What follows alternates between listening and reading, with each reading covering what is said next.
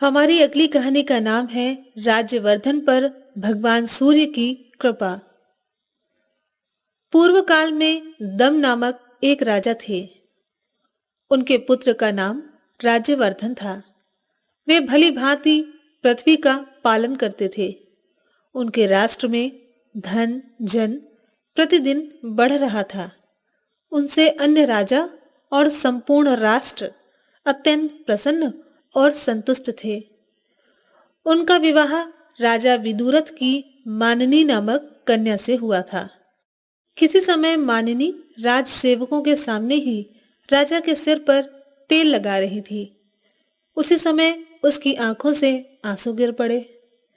वे अश्रुकण जब राजा के शरीर पर गिरे तब उन्होंने मानिनी की ओर देखा और पूछा, मानिनी, क्यों रो रही हो? उस पर उसने उसका कुछ उत्तर न दिया। राज्यवर्धन ने पुनः मानिनी से जिज्ञासा की, तुम रो क्यों रही हो? तब उस सुमध्यमा ने कहा, राजन, मुझ मंदभागिनी के शोक का कारण आपके केशों के मध्य एक श्वेत केश है। यह सुनकर राजा सभी उपस्थित राजगण और पौरजनों के सम्मुख हंसते हंसते अपनी पत्नी से कहने लगे, तुम रो मत। सभी प्राणियों में जन्म, वृद्धि और परिणाम आदि विकार लक्षित होते हैं। इसके लिए तो रोना व्यर्थ है। हमने सभी वेदों का अध्ययन, हजारों यज्ञों का अनुष्ठान, पुत्र का उत्पादन, अतिशय दुर्लभ विषयों का तुम्हारे साथ रहकर उपभोग, भली भांति पृथ्वी का पालन तथा बाल्यावस्था और युवावस्था के योग्य सभी कार्यों का संपादन किया है। अब वृद्धावस्था में हमारा वन में निवास करना कर्तव्य है। तब समीपस्थ अन्य राजाओं और पुरवासियों ने राजा को प्रणाम कर विनय पूर्वक कहा, राजन, आपकी पत्नी का रोना तो निरर्थक है। हम लोगों अथवा सभी प्राणियों के लिए यह रोने का समय आ गया है। यदि आप बन जाएंगे तो हम लोग भी साथ में ही प्रस्थान करेंगे। इसके फलस्वरूप पृथ्वी पर रहने वालों की निश्चय ही श्रौत स्मार्त सभी क्रियाएं समाप्त हो जाएंगी। पर राजा ने वन में जाने का दृढ़ निश्चय कर दैवज्ञों से पुत्र के राज्याभिषेक के लिए शुभ मुहूर्त के विषय में पूछा। वे बोले, राजन, आप प्रसन्न हो और कृपा करके पहले जैसे हम लोगों का रक्षण करते रहे थे वैसे ही रक्षण करें। आपके वन में जाने से सभी लोग दुखी हो जाएंगे। इसलिए राजन, आप वैसा ही कार्य करें जिससे सभी प्राणी कष्ट का अनुभव न करें।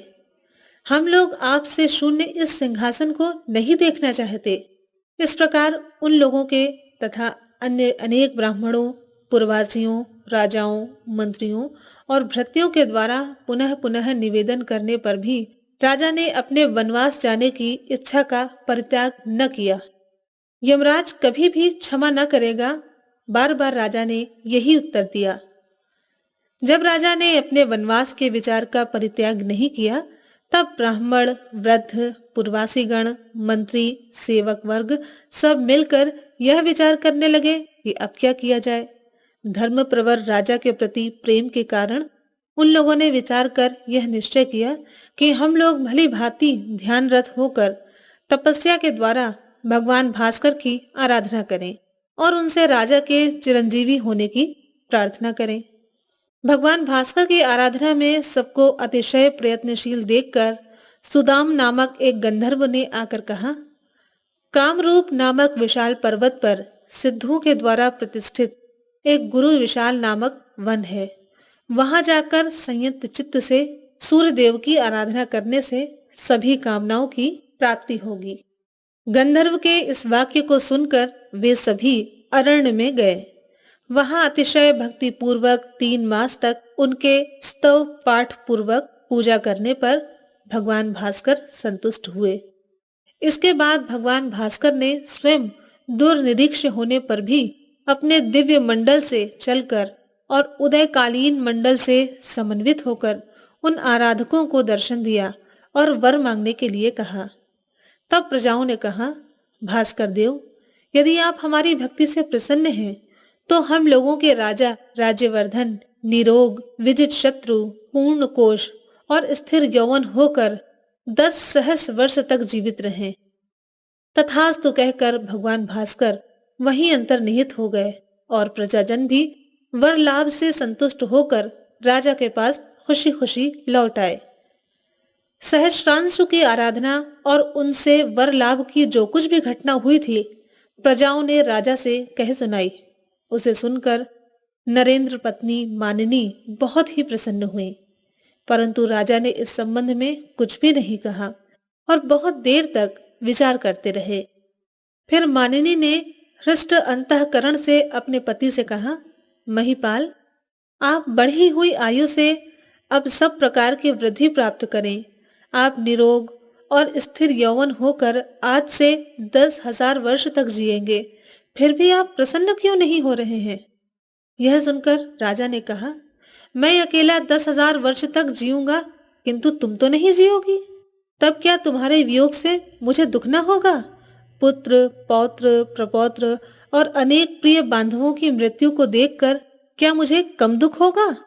जिन्होंने मेरे लिए अपनी शिराओं को जलाकर तपस्या की है, वे मर जाएंगे और मैं जीवित रहकर सुख भोग करूंगा।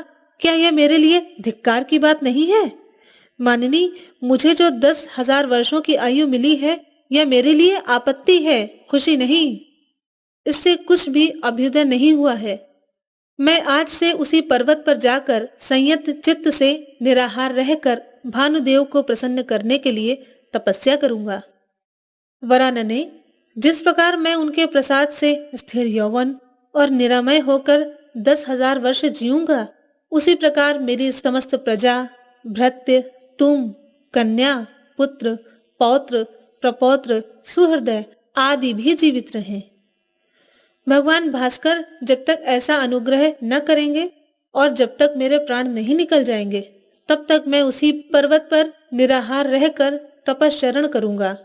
इसके बाद सपत्नीक नरपति ने पूर्वोक्त पर्वत स्थिर मंदिर में जाकर भास्कर देव की आराधना करना प्रारंभ कर दिया। निराहार रहने से दिनों दिन जिस प्रकार राजा कृश होने लगे, वैसे ही उनकी पत्नी भी कृश होने लगी। दोनों को शीत, वायु और धूप को सहने का अभ्यास हो गया तथा दोनों उग्र तपस्या में निरत हो गए। इस प्रकार सूर्य देव की आराधना और तपस्या करते हुए 1 वर्ष से भी ज्यादा समय बीत गया। अंत में सूर्य देव प्रसन्न हुए और दोनों की अभिलाषा के अनुसार समस्त भृत, पुत्र, पौत्र आदि सबको सदा के लिए 10,000 वर्षों की आयु का वर प्रदान किया। तदंतर राजा अपनी रानी के साथ राजधानी में लौट आए और प्रसन्न चित्त से धर्मानुकूल प्रजा पालन करते हुए 10,000 वर्षों तक राज्य शासन करते रहे।